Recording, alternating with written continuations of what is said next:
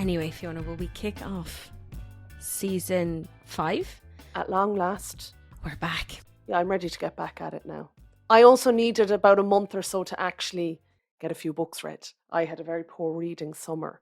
So I was like, okay, I can't come back until I have a bit of like something to talk about. Like, so how's your summer been? Fine. Summer update. Yeah, it kind of feels like it went really quick, and then I feel like I've done loads but can't think of anything that I've actually done. Do you know that kind of way? I can't remember where we were or like what timeline when we wrapped up for the last season. I'll know by like the books I was reading, I'd say. So if we're here for books, we might as well see, where were we when we left off? Where are we at with our Goodreads challenge now?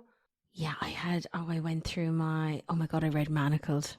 Oh, go on. And we were actually planning to do a little emergency episode when you read Manacled. Go on. I know. Well, it feels like it was so long ago now. I did say to you we should do an episode on Manacled, and maybe we will, but I'm always best to talk about a book when I'm fresh from reading it. In the throes of it, yeah. Exactly. But the general consensus was I loved it. 5 stars?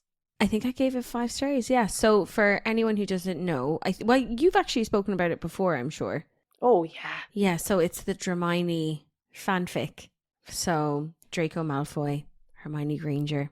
Crossover with The Handmaid's Tale. Yeah, so because you've read The Handmaid's Tale now, haven't you? Oh, I wouldn't say read it. I started it. You're not finished it. I picked it up all right in the market one day. I think I'm 30% into it, yeah. Okay. But it is the same setup. So it's like after book 5. So it's kind of from the perspective of if Harry Potter had died and Voldemort is kind of ruling the roost, if you will. And yeah, poor Hermione just becomes a little bit of how would we describe her? Well, she's a prisoner. A prisoner, but also she's expected to go and like have babies for Draco Malfoy, basically. But it's kind of done in 3 different parts. So is it the first part is kind of like when she goes to be a prisoner? Yeah, so she's a handmaid, essentially. Yeah. Voldemort's doing the repopulation effort, and all of the witches who have been held prisoner are being sent to different Death Eaters as their handmaids, and Draco is the one that Hermione has been sent to, and it turns out that Draco has become quite high up in the ranks of Voldemort's army. Yeah. So yeah, the first part she's sent there, and then the second and third part is spoiler central, so we can't even really get into that. I know. No, it's dark though, isn't it? Yeah, it is very dark, and you should definitely read the trigger warnings, I would say. I think they're at the start of every chapter anyway. Yeah. So maybe beforehand, but I did notice that it would be like this chapter contains, and it might say what it is. Yeah. And even if it wasn't that extreme, I found some of them, like one of them was like, this chapter contains self-harm, but she just banged her head off a window. Yeah. She didn't it wasn't like a little life level self-harm or anything. My God, I know. But they seem to be at the start of every chapter. Yeah, it is dark though. Yeah, definitely. But it's addictive.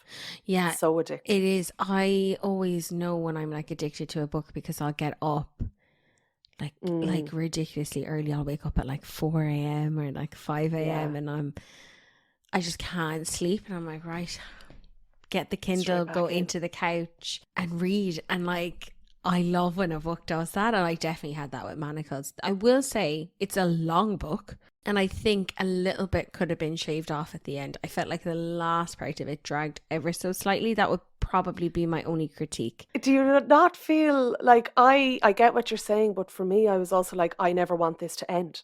So I'm like, I was happy that it was long, because I'm like, no, I'm enjoying this so much. I wish it would last forever. Like, I wish there was more. Yeah, but it felt like it was a little bit, just a little bit repetitive. So I didn't want it to end. I'm the same of you in that sense, but it just felt like, okay, kind of do something else now. But yeah, I loved it. And I couldn't get over that it was free. Yeah, so like I assume, because I don't know where you'd get it, like you'd have to read it. I wouldn't say you could get an audiobook version of it or anything. And like that, because it's free, because someone just wrote it off their own back. They were just like, you know what, little passion project. I know, but like I feel like a lot of time was put into it. and then she doesn't even earn anything off it. I think with a lot of these fan fictions, and I could be wrong, is they don't release it all at once either. They actually write a chapter and release the chapter. Yeah. So maybe you could kind of and like people will respond and you can gauge how much people are liking it as well. I wonder how much that kind of impacts your writing process as well. Yeah, you would wonder. And you're not under a rush to get it out either. You're just kind of like, oh, I'll do my next chapter when I want to do it, sort of thing. Yeah, it's interesting, isn't it? I definitely want to read a few others, but then I'm like, in the Dramione fanfiction, that's kind of how I see them now. I don't know if I want to go into another kind of well, look, I might just love the other one just as much. Yeah, I've downloaded a few and I've started them, and yeah, I think in my head I'm like, this won't be the same. You could try a Ron and Hermione. Oh or a no, Harry and I don't feel like Hermione. I'd be into that. No. But even when Ron and Hermione got together in Harry Potter, I was like, no, don't believe it. This isn't for me. Did you not believe it? No, I felt like there was zero chemistry. Not for the first like 5 books, but I did feel like book 6 and 7, it was kind of geared up for it. I was more or less like, I believed Ron and Hermione way more than Harry and Ginny. Agreed. I feel like that was, oh God, we have to pick someone for Harry. Who will it be? And they just gave him Ginny. Yeah, because God forbid, like, no one cannot have a love interest. It would make you want to reread the Harry Potters as well, wouldn't it? Or at least maybe watch the movies. I watched the movies, yeah. Whilst I think while I was reading it, like, I think I threw on one of the movies when I was like cooking dinner, for example. God, it's so good. Sorry, I just got a wave of how much I enjoyed it. The flashbacks. So that was kind of the big kind of update, I suppose, in comparison to where we would have left off, if you will. Yeah, I won't go through like every book we read today, but I suppose the one thing, so I watched The Summer I Turned Pretty, which I know that you know, and I saw on TikTok today, right? So watched season 1 and 2, read the book of what will be season 3, book 3. I read that because I was like, I need to know what happens. It's not going to be out till next year. I know. So I was like, okay, I'll go read the book. Fiona, do you know what I saw on TikTok today? What, they're making more? No. She said she's not thinking about doing it the same as the book. Oh, really? So we really don't know which way she'll go. That's nearly good as well, though, because then you get just a whole fresh new story. Oh, she is keeping us on our toes. Good for her. But I do, yeah, it's, I kind of hope she doesn't do it the same as the book, because I feel like she needs to give us a little bit more Belly and Conrad. And actually, do you know what? My overall opinion is I don't think she deserves either of them. There's a lot of belly hate out there. You know what? She's actually not very nice, Fiona. So give us a little overview of The Summer I Turned Pretty, because you were knee deep in the show last week. Hook it to my veins. I really was. And you know, when it's one of those things, when I kind of rewatched season 1 with you, I was like, oh, it's absolute tripe. But you know what? I think when I watched it the first time, again, I would have it on and I kind of wasn't watching it with all my attention, if that makes sense. So I think I was packing and like just kind of cleaning the house and stuff. But then it's very different when you're watching something like that versus when you're just actually sitting down watching it. Of course. And that's kind of how I watched, I think, all of season 1 and 2. So then when I watched it again, I was like, oh yeah, I definitely missed that part the first time and things like that. But I just love a teen love triangle, to be honest with you. Do you specifically like the love triangle? Oh yeah, but like in a way that, like, it's not that I specifically love a love triangle. I think it's just kind of like a teeny bopper version of like the Vampire Diaries with the 2 brothers, and they had the same thing in One Tree Hill, and you know, all that crack. Oh yeah, One Tree Hill. Remember One Tree Hill is kind of making a bit of a comeback on TikTok. Well, haven't they got that podcast now? I saw they were talking about a particular episode where your man who makes it, apparently he was a real creep, and him writing himself into an episode to be like a love interest of Peyton's. And the episode of the podcast was the 3 girls talking about it, and she was like, I was so uncomfortable that I knew, she was like, we all knew it was weird that he was like writing himself into it as a character, trying to go out with Peyton, so much so that like she had her dad come to set that day and sit with the director for the whole day. She was like, he's not going to try anything when my dad is there. And then it shows the scene, and So this is probably later in it because I don't remember it at all. I stopped watching it after they left school. Okay. Um, and like I think the three of them were all talking about like what a creep he actually was the whole time. Isn't that mad? Yeah, I actually did. I think I listened to the first season of their podcast. What's it called again? I'm probably still subscribed. Drama Queens, I think it's called. But yeah, even just back to the Summer I Turned Pretty, it's the team drama thing, isn't it? yeah, it is. Anyway, I think Julie's a team Jeremiah. I think she's subtly on the other side. Come here, why do you think she's team Jeremiah? Just a couple of things she has said to me. What did she say? Because we were texting and she's finished it. She's finished season 2. And what she said to me was, she did say, it's tough. But see, the thing is, I really don't like Jeremiah. And I don't think that their chemistry, I actually just don't see it with them. Like, I don't think she fancies him. And what about in the book? I know you didn't read the first book, but... And she's very, in the books, she's very much like, no, I love him. Like, he's my best friend. I love him. I know what you're saying, Belly, but I'm not really believing you. I think that happens a lot in some of these books. And I'm like, it's just an easy kind of plot device. When, I don't believe it. Oh, but it's my best friend. That's no reason to treat him like shit, actually, Belly. Yeah. It's kind of nearly like a pass for leading him on. But he's my best friend. No, you know he's in love with you, though.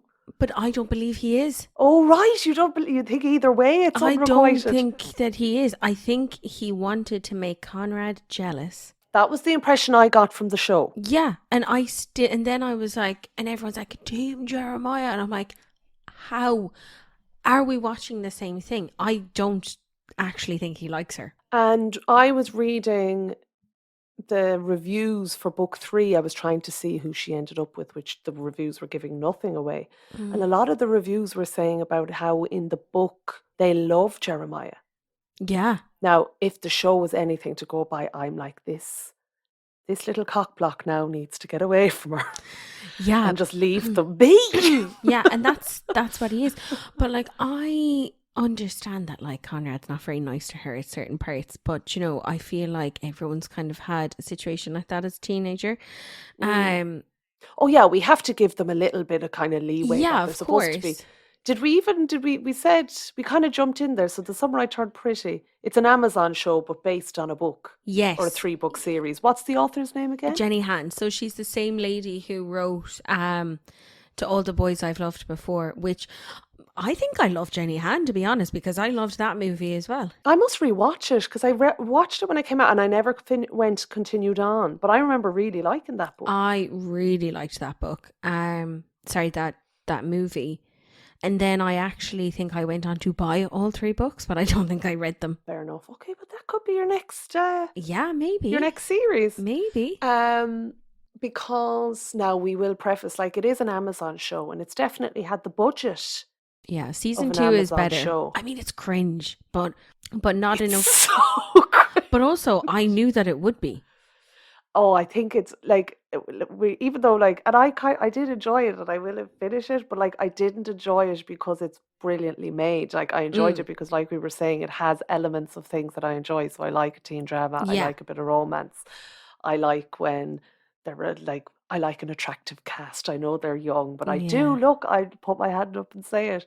But some of it is like the first, if you plan to watch it, just accept that the first couple of episodes are like, look, just accept that this is what it is and go with it. Like Fiona, I know I mentioned it to you and I should probably go back and get my first few messages, but I remember saying to you, I've just thrown on The Summer I'm Pretty because it kept coming up on TikTok. And I was like, I need to know what this show is about. And I love anything, whether they're like, what team are you on? And I'm like, I need to know, what team am I on? I knew I'd be Team Conrad from like literally when it started though. I just knew.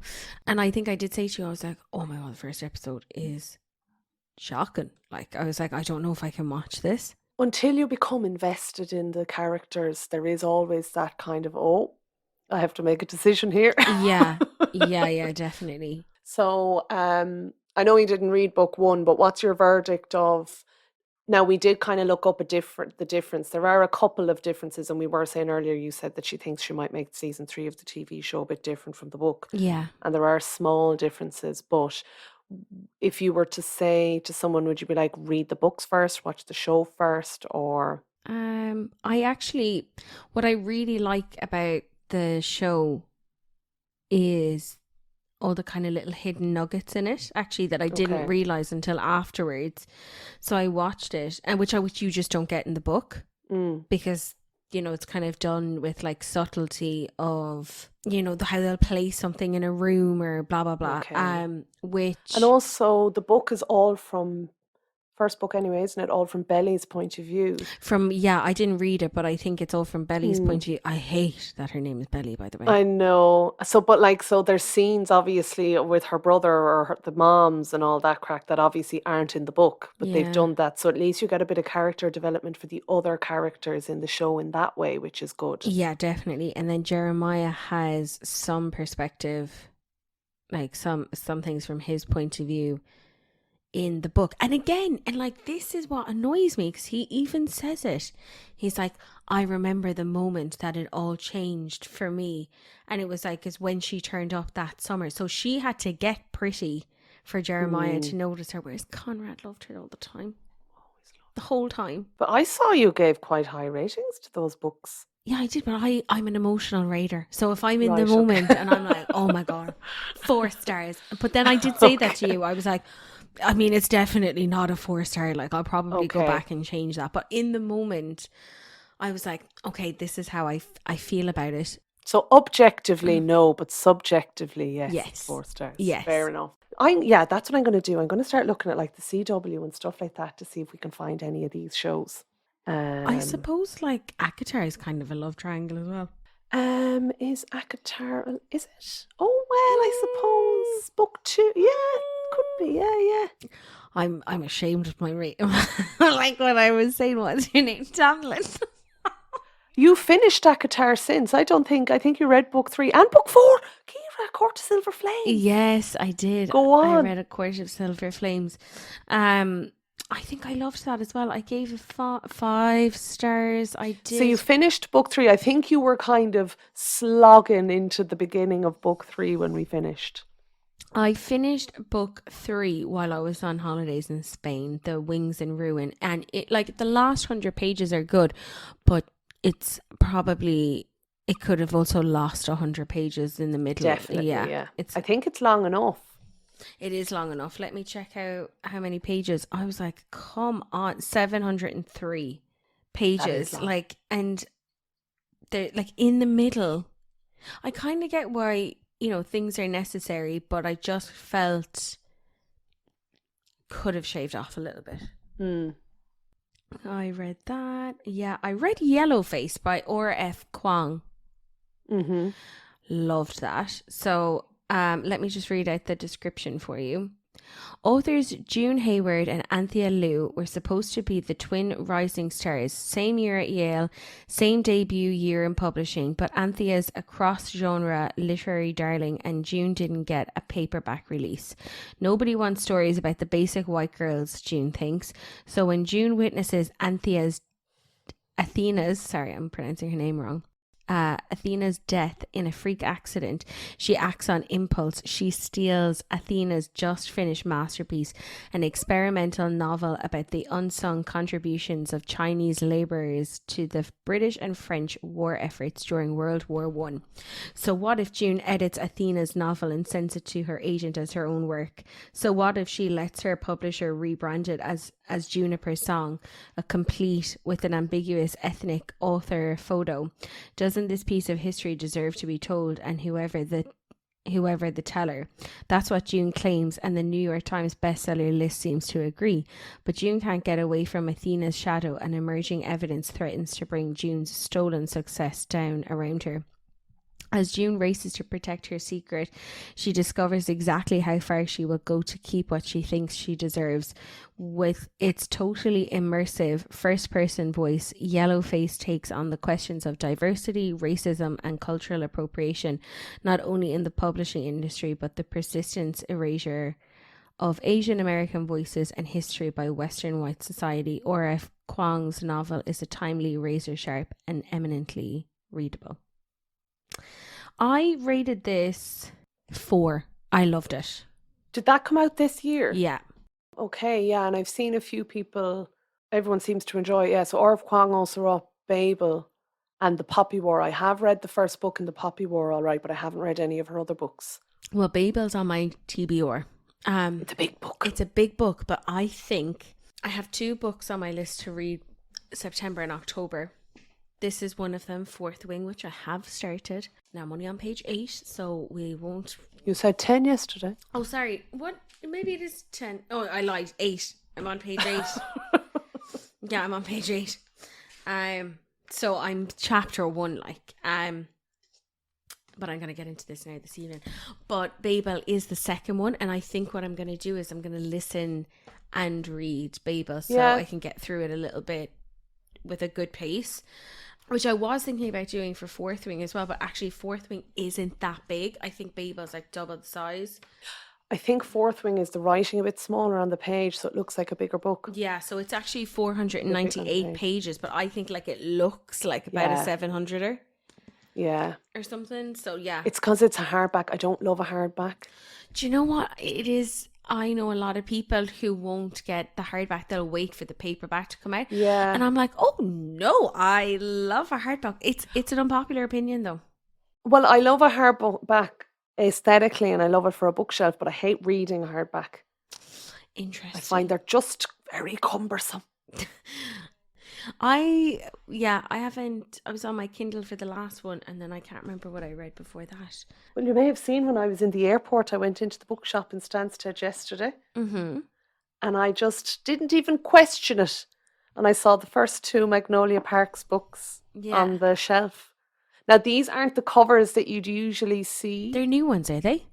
They seem to be, but the only problem is, and I obviously wasn't going to buy them all, but this is only 2 books in a 4-book series. Yeah. So now if I get the other 2 books, I have to try and find these covers because I couldn't have like the other covers. And then I sat down and I read the first chapter in the airport before I got on the plane. And then I went into it and straight away I was like, I love these books. Kira, I know I keep saying it, but you'd love them. Let me go into my... But do you think it'll scratch an itch for me? So there's no sex in it, but it will absolutely 100% scratch your London setting, your romance, like the tension. The only thing it's missing is a bit of spice, and I didn't even care that there was no spice in it. What's it called? Magnolia Parks. So Magnolia Parks is the first one, and then the Magnolia Parks universe is the series. Okay, I'll look them up. I might read it after Fourth Wing. I must share it with you. The lady did because we're coming into Dark Academia season, and she was like, oh, these are like the Dark Academia reads, and there's some new ones on there that I hadn't heard of before, so I saved the video, but I must share it with you in case you're interested in any of them. Like, I mean, her first 2 books are The Secret History and If We Were Villains, and she was like, first of all, if you've not read these, you start here. And then she kind of mentioned a few other ones. Do you know what I need to read, Fiona? Oh, we must. We were talking about The Villa, Rachel Hawkins. I was just thinking that. Yeah, because that's supposed to be a little bit of a Dark Academia as well, is it? Kira, that seemed to be a bit everything, that book. Did we have a rock band in there as well? Like, I'm actually going to get up. A murder mystery, a cult. There was. Let me get it up. The Villa. And I was saying to you, I've got an Audible subscription now, and I cancelled my Kindle Unlimited. And of course, it's once I cancelled my Kindle Unlimited, every book I started looking at, like, Kindle Unlimited. I goes, where were all of ye for the year I was paying for this fucking subscription? So I'll probably have to go back to Kindle Unlimited now as well. Oh yeah, okay. Well, I read out the description. Go on. From New York Times, bestseller author Rachel Hawkins comes a deliciously wicked gothic suspense set at an Italian villa with a dark history for fans of Lucy Foyle and Ruth Ware. As kids, Emily and Chess were inseparable. By their 30s, their bond has been strained by the demands of their adult lives. So when Chess suggests a girls' trip to Italy, Emily jumps at the chance to reconnect with her best friend. Villa Estos in Orvieto is a high-end holiday home now, but in 1974, it was known as Villa Rosato and rented for the summer by the notorious rockstar Noel Gordon. In an attempt to reignite his creative spark, Noel invites up-and-coming musician Pierce Sheldon to join him, as well as Pierce's girlfriend Mary and her stepsister Lara. I mean, I'm confused already with all the characters we've thrown in. But he also sets in motion a chain of events that leads to Mary writing one of the greatest horror novels of all time, Lara composing a platinum album, and ends in Pierce's brutal murder. As Emily digs into the villa's complicated history, she begins to think that there might be more to the story of the fateful summer in 1974. That perhaps Pierce's murder wasn't just a tale of sex, drugs, and rock and roll gone wrong, but that something more sinister might have occurred. That fucking word, sinister. And that there might be clues hidden in the now iconic works that Mary and Lara left behind. Yet, the closer that Emily gets to the truth, the more tension she feels developing between her and Chess. As secrets from the past come to light, equally dangerous betrayals from the past for the present also emerge, and it begins to look like the villa will claim another victim before the summer ends. I still think it sounds good, though. But there's a lot. It must going be out on now. Let's check, because when we were looking before, we couldn't get it on the Kindle. The Kindle's just waking up there. Kira, buy for 85¢. I've just hit buy now. Oh wow, 85¢. That's what I got there for the villa. I got a few books for 85¢ lately. So that'll be my next read after the one I'm reading now. So the one I'm reading now is, I got yesterday, I think it was £3 or £4, but that Before We Were Strangers one. So did you start it? Yeah. So I'd say I'm about 30% into it. It's only 310 pages or something. Yeah. So Renee Carlino. So basically I saw a TikTok of I think it was a girl's wrap up, her August wrap up. And she had this on it. So she said 5 stars, said it's just a really nice romance. Yeah. Like she said it's a romantic romance. So it's basically, and it's the only one that I love them. Yeah. I'm no longer ashamed to say I just love a romance. If you didn't know by now. Yeah. So it's Matt and Grace, and it's basically 2 timelines, Kira. Oh, we love it. Dual POV. We love to so see. Matt is, it starts off, he's been working as a photographer for National Geographic for years. I find I've read a few books recently and National Geographic has been thrown in there. Honestly, the book I'm reading at the moment, she works for National Geographic. Oh, really? And actually, when I read Twisted Love by Anna Hang, is that her name? Huang, I think. Yeah. Your one wanted to be a photographer for National Geographic in that as well. There you go. What is going on? Here's another one. So Matt works for National Geographic, and some of it, like, Joe, when you hear some storylines and you're kind of like, it kind of makes you kind of lol a small bit. It's real kind of Bridget Jones kind of humor, if you will. Yeah. Of like, so Matt works for National Geographic, and it goes on about like, he works with his wife and his ex-wife. So they've always worked together, and yeah. Now she's with Brad, who also works in the office. And it's like, Joe, at one point they're like, everyone's brought into the canteen and they're announcing their pregnancy and no one cares about poor Matt. Oh, no. And she's like, what's wrong with you? So there's that sort of, like, Joe, that sort of tone-deaf humour from other... Yeah. Those little bits of tone-deaf humour from the other characters and stuff. I do love a tone-deaf character sometimes. You know, I read another one before there recently, and it was your man and his girlfriend, and I was like, I can't put my finger on why I think she's funny, but I think she's... Anyway, so Matt works for National Geographic, and then he's in the subway station one day, and there's this girl, and he just sees the back of her, and then she gets on the train, and the doors close, and the train takes off, and it turns out he's like, Grace? And he like tries to run after the train.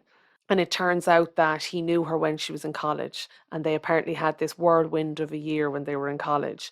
And for like a month afterwards, he's like, "How can I try and find her?" Like, he's no social media, he Oh. doesn't have an iPhone, that sort of thing. So that's kind of where we are. And then he puts up like an ad on Craigslist, basically saying, "Would you like to meet up?" They're like, blah, blah, blah. Okay, It's kind of a yeah. nice little thing. And then you do the flashbacks. So the first few chapters, all the present day, were all Matt's point of view. And then we've gone to the flashbacks. So basically, they live in the dorm beside each other in their senior year of college. Mm, She's like, she plays the cello and she's doing music, and he's a photographer and he's doing photography. okay. And then they just start hanging out every day and they become best friends. But like, he's mad about her, and like anytime he tries to get a little bit closer to her, she'll pull away for some reason. And so I'm only 23% into it, but I've started to get to her chapters now as well. Mm, So I think it's building their relationship nicely. That's what I was saying about like and maybe that's why I was thinking about it as well, about like The Summer I Turned Pretty. mm-hmm.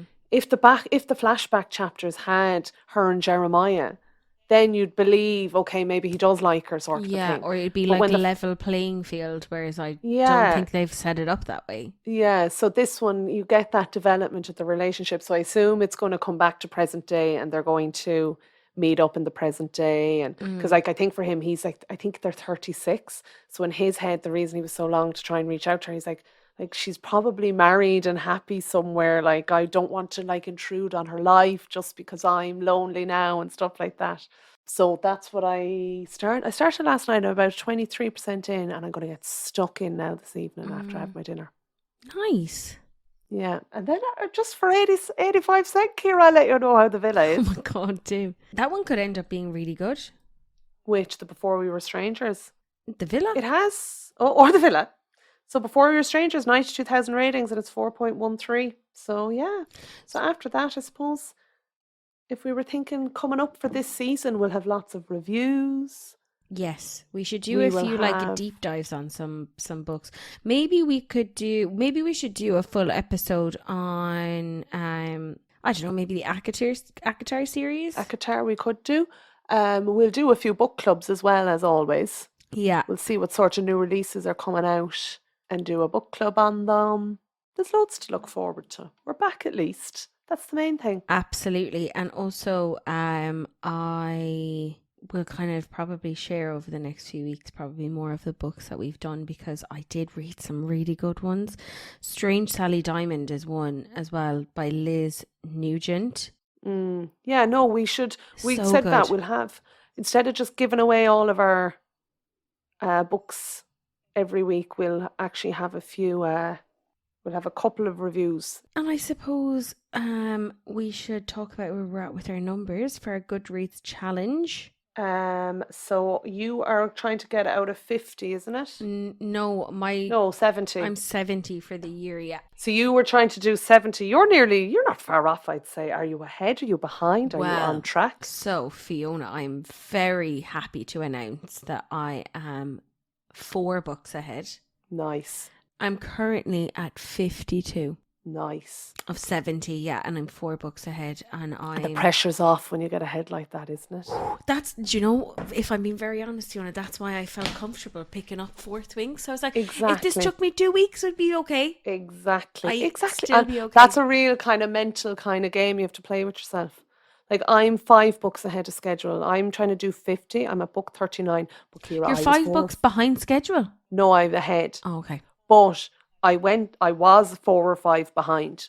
And then There's actually nothing as overwhelming as that. pressure. I was like, Pressure. Oh, I had a good reading month numbers wise in August. yeah. And I turned that deficit right around, and now I'm 5 books ahead. So loads to come. So I've loads of books to chat about this Okay, go on. Give us coming series. give us So, one that you think is a good one that people should read. one that I think people should read. The Great Believers by Rebecca Mackey was good. Okay.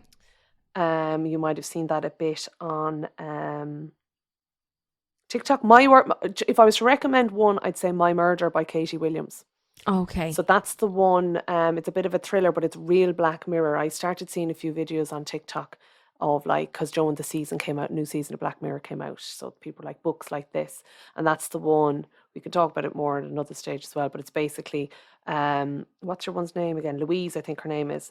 She was murdered by a serial killer, and there's some like government initiative that actually clones all the victims and brings them back to life. Yeah. So like we started off, she's actually been brought back to life, and she knows all the girls have been, and they're like the friendships that they have and the world they live in. It starts off seeming, obviously it's not normal because she's been brought back to life, but as the book goes on, the world kind of gets a bit more sci-fi and stuff. But I actually really liked that. It was good pacing. That would be the best book I've read now since we broke for the summer. Okay.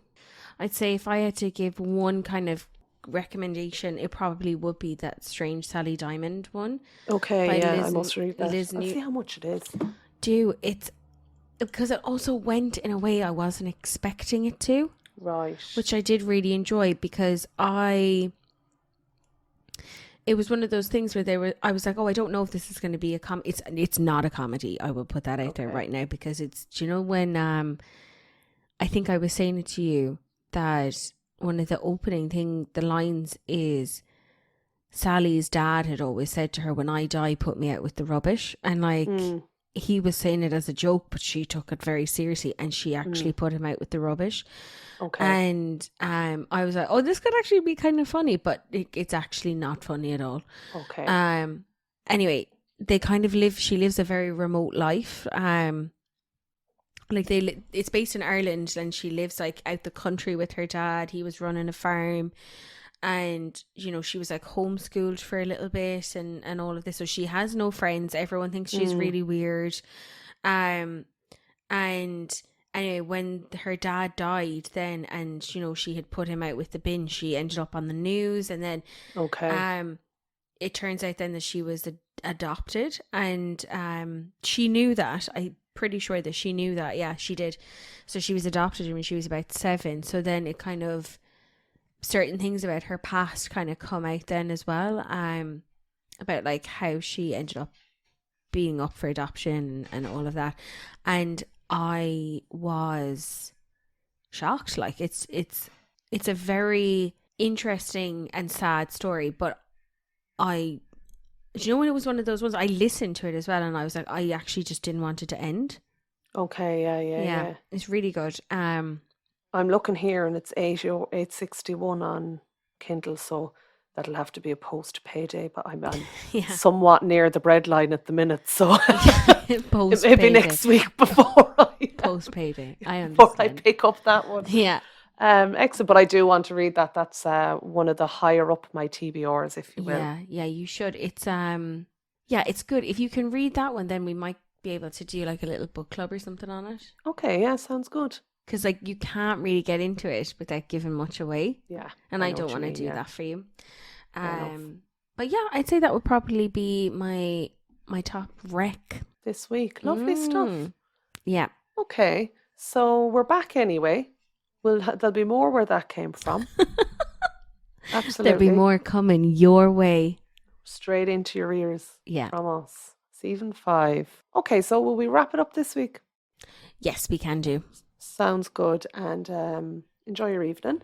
Enjoy your week. Yeah, you too. And I'll see you here next week. You will indeed. Goodbye. Bye.